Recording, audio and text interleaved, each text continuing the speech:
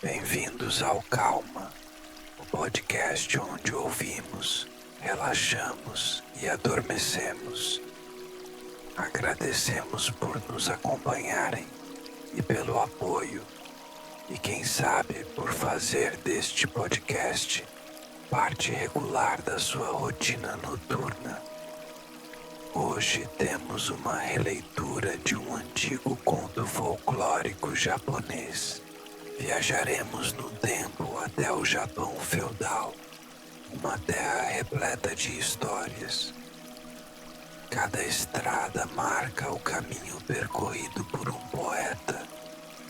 Cada castelo guarda uma história épica em seus muros, e cada templo abriga 10.000 preces.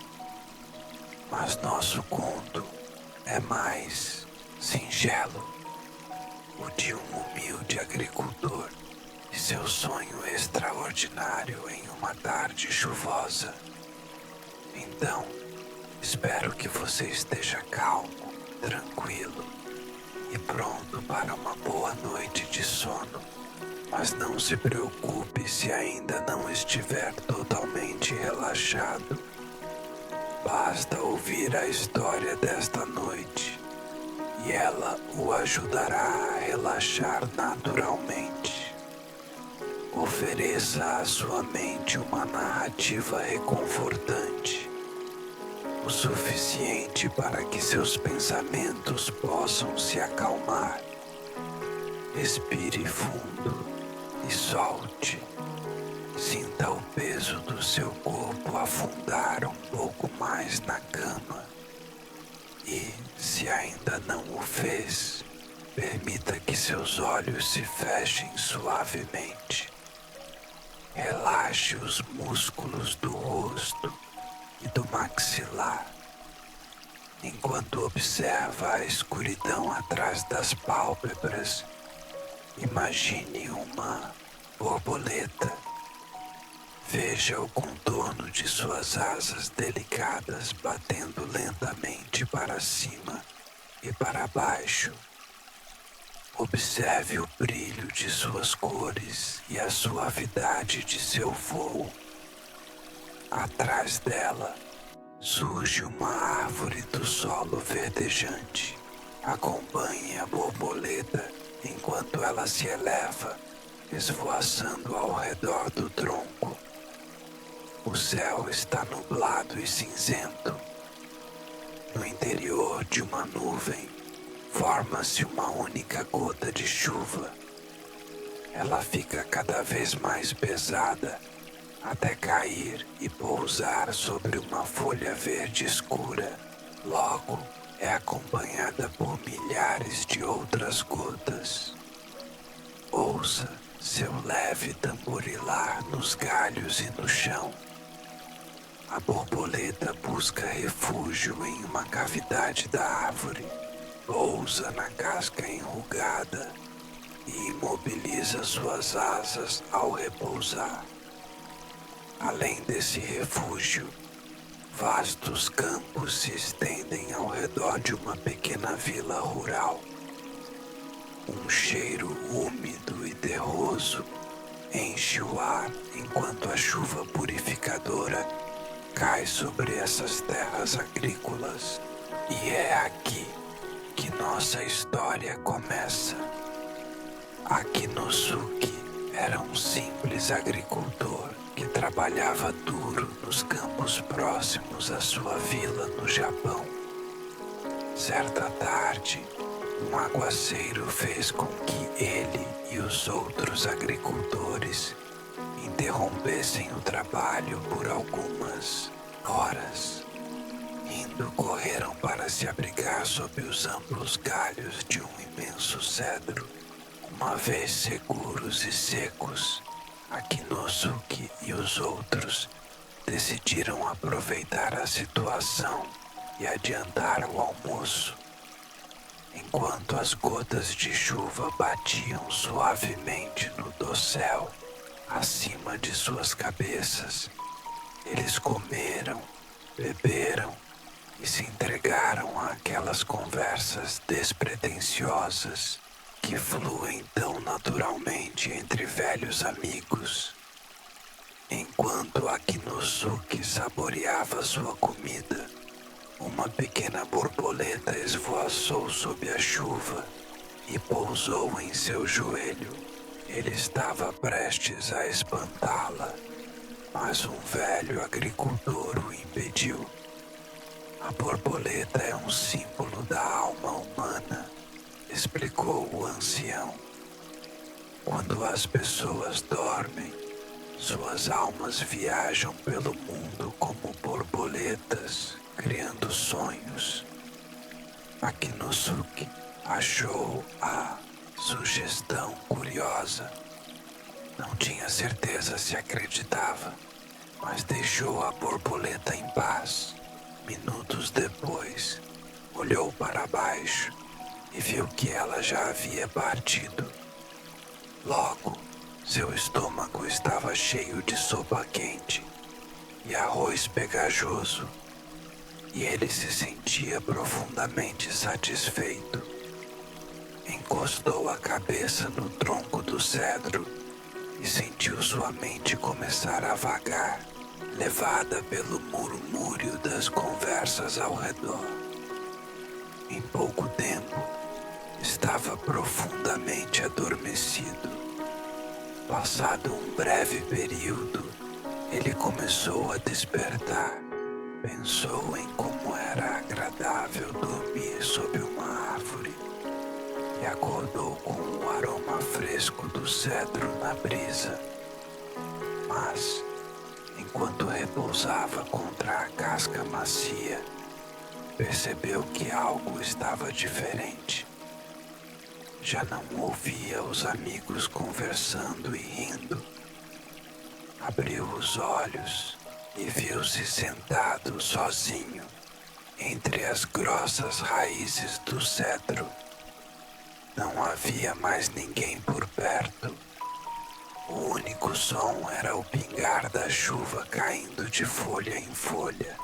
Akinosuke supôs que seus amigos haviam voltado ao trabalho, deixando-o acordar do cochilo no seu próprio tempo. Mas não conseguia vê-los em lugar nenhum. A chuva agora era acompanhada por uma leve névoa que dificultava enxergar a distância. A cada instante, a névoa parecia ficar mais densa. Akinosuke esforçou-se para enxergar através dela. No ponto mais espesso, conseguiu distinguir figuras humanas se aproximando. Parecia ser um grande grupo. À medida que se aproximavam, tornou-se claro que não eram seus amigos do início do dia. Afinal, agricultores nunca usavam sedas tão luxuosas, nem adornos dourados nos cabelos, nem sandálias tão ornamentadas. Akinosuke não teve dificuldade em perceber que estava diante de uma procissão real. Levantou-se rapidamente e curvou-se profundamente. O líder da procissão era um homem mais velho de olhos cintilantes. Aproximou-se e pediu que Akinosuke se levantasse. A reverência não é necessária, disse ele, pois fomos enviados pela rainha do reino para encontrá-lo. Vieram pedir sua ajuda em um assunto da maior importância.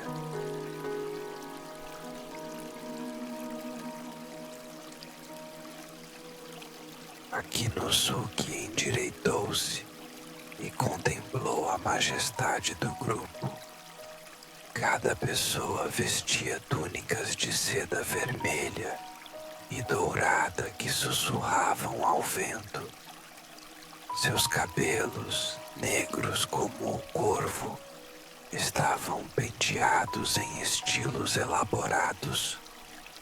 O ar ao redor deles estava impregnado dos perfumes mais refinados que Akinosuke já sentira.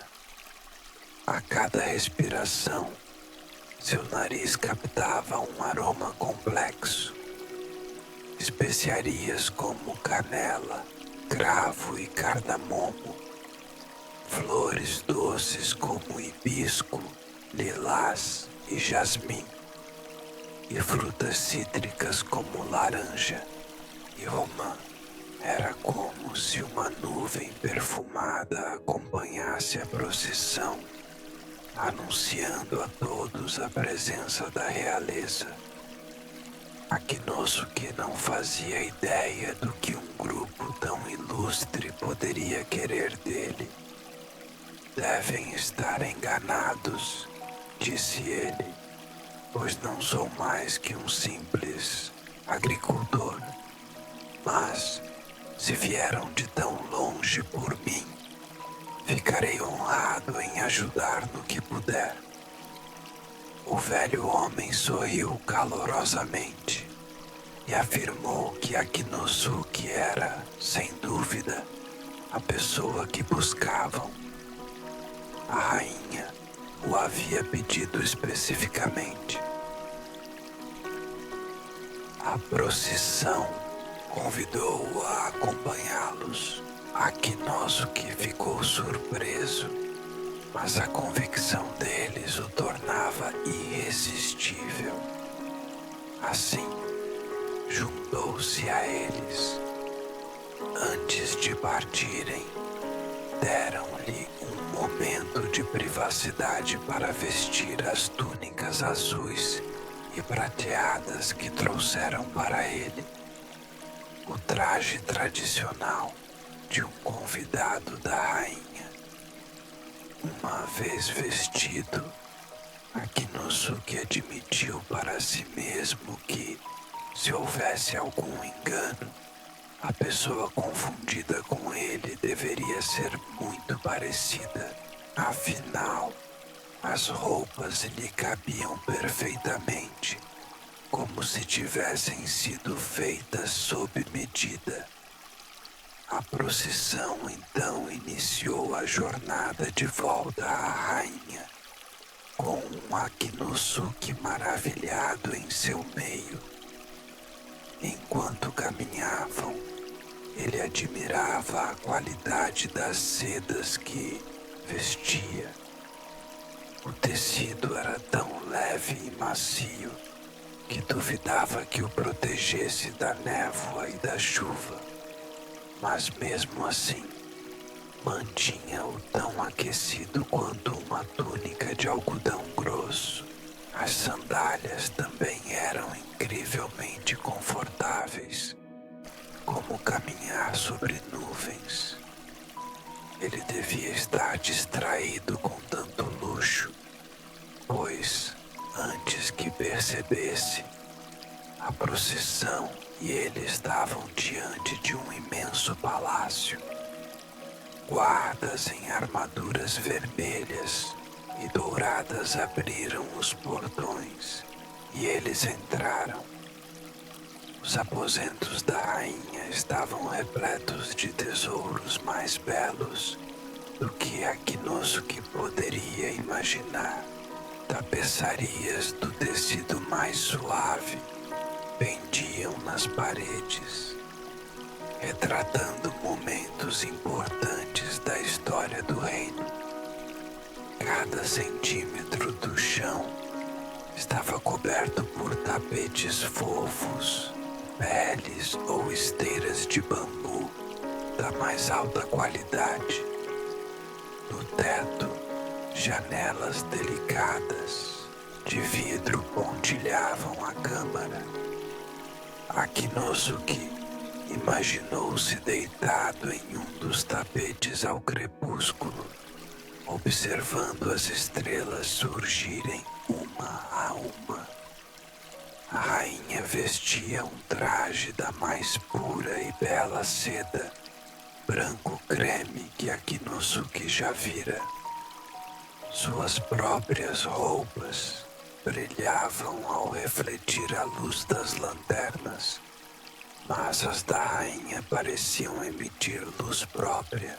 Eram bordadas com fios carmesim, formando cachos de líquias. Os detalhes eram tão realistas que Akinosuke sentiu a boca salivar ao vê-los. Então, a rainha falou. Sua voz era suave, mas carregava o peso de sua autoridade. Embora mal sussurrasse, todos na câmara silenciosa ouviam cada palavra. Ela explicou que o observavam há algum tempo e consideravam suas habilidades agrícolas irrepreensíveis. Ele era exatamente o tipo de pessoa de que precisavam para revitalizar uma parte de seu domínio. Uma pequena ilha de solo fértil e cidadãos trabalhadores que passavam por tempos difíceis. A rainha disse que todo o reino lhe seria grato se Akinosuke aceitasse ser governador. Sem saber o que mais fazer, ele aceitou com gratidão. A rainha sorriu. Tomara a decisão certa. Akinosuke passou os dias seguintes no palácio, preparando-se para a viagem à ilha, situada no meio de um grande rio. Ainda atordoado por sua sorte, tinha tanto trabalho que mal sobrava tempo para refletir. Finalmente chegou a hora de partir. Vários conselheiros o acompanhariam. Viajaram por o que parecia todo o Japão. Colinas e campos verdejantes, grandes cidades e pequenas aldeias. O trecho final da jornada exigiu cruzar o rio em um belo navio, de madeira com velas brancas como o vestido da rainha. A bordo, Akinosuke deixou sua mente descansar, posicionou-se na proa e fechou os olhos. Sentiu o calor suave do sol em suas mãos. O ar fresco agitava seus cabelos, fazendo mechas soltas dançarem em seu rosto. Os pássaros cantavam sobre o leve balançar das ondas contra o casco. O balanço sereno lembrava-lhe sua rede em casa, oscilando na brisa do verão. Logo, a ilha surgiu no horizonte e o navio atracou.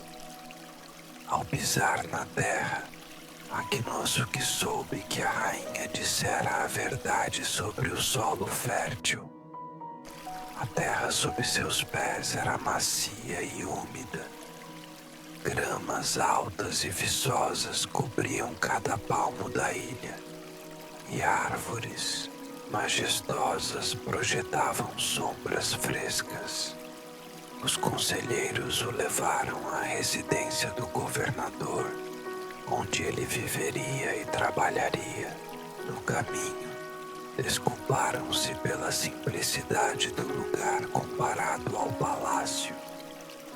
Mas Akinosuke, que nunca morara em nada maior que sua casa na fazenda, mal podia acreditar no que via.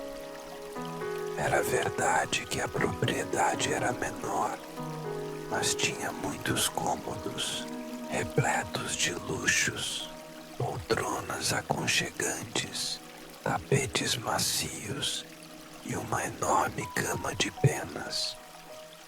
Akinosuke sabia que seria feliz ali, e estava certo. No início, sentiu-se um pouco sobrecarregado, Mas ao longo do primeiro ano, aprendeu sobre seu povo e seu modo de vida.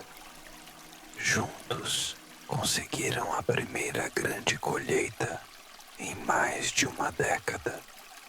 Para celebrar, Akinosuke ofereceu um banquete a todos os cidadãos.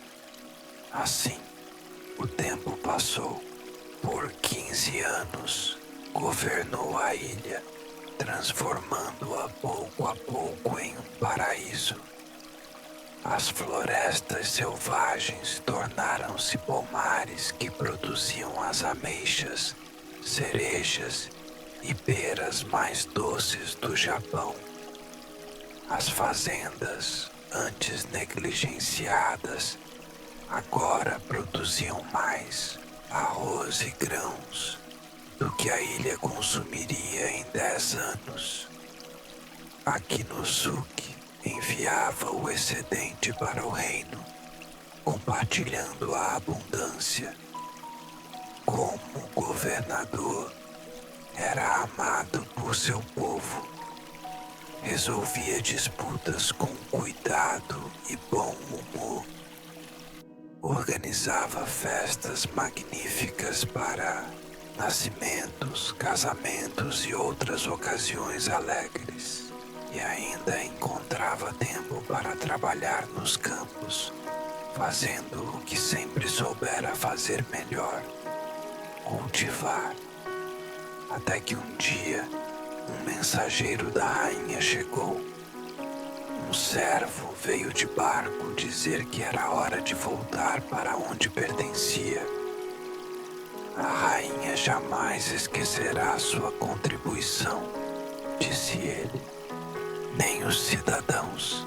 Akinosuke entristeceu-se, pois a ilha tornara-se seu segundo lar. Mas naquela noite, seus conselheiros surpreenderam-no com uma festa esplêndida. A comida, as bebidas e as danças superavam tudo que já vira ali. Quando os últimos convidados se foram, Akinosuke retirou-se para seu quarto e deitou na cama enorme. Lentamente, afundou no colchão, sentindo-se envolvido por um abraço quente. Percebeu-se escorregando da vigília para o sono.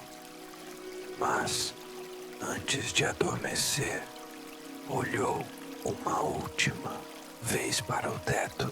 Ao chegar à ilha, mandara colocar pequenas janelas no teto do quarto para ver as estrelas surgirem. Agora as observou cintilar. Em minutos estava dormindo. Na manhã seguinte, o servo o levou ao cais, onde o barco aguardava. Akinosuke olhou uma última vez para a ilha. Seus pomares, seus campos, sua vila próspera. Então, o navio levantou âncora.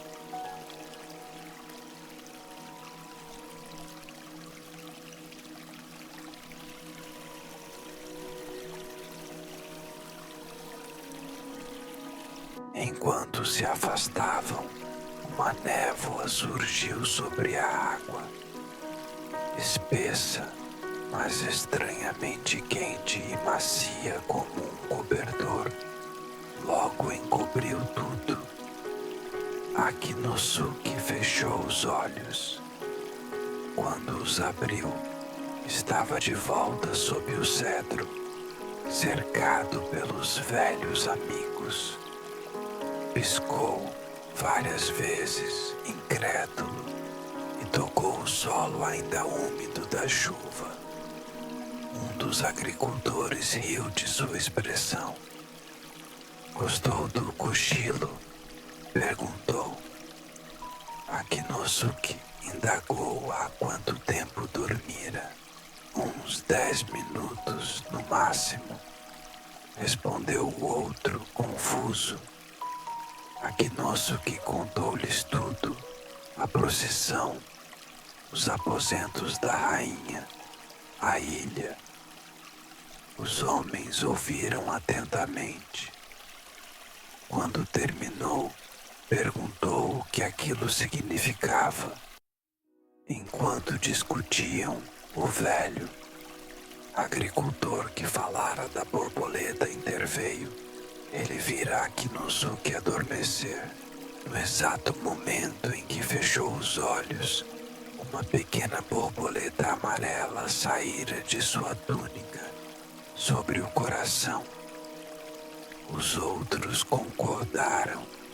Também a tinham visto, mas não notaram sua origem. O ancião continuou. A borboleta pousara no cedro, onde fora abordada por formigas. Elas a levaram para um buraco na base do tronco. Minutos depois, a borboleta saíra e voltara para a túnica de Akinosuke, pouco antes de ele acordar.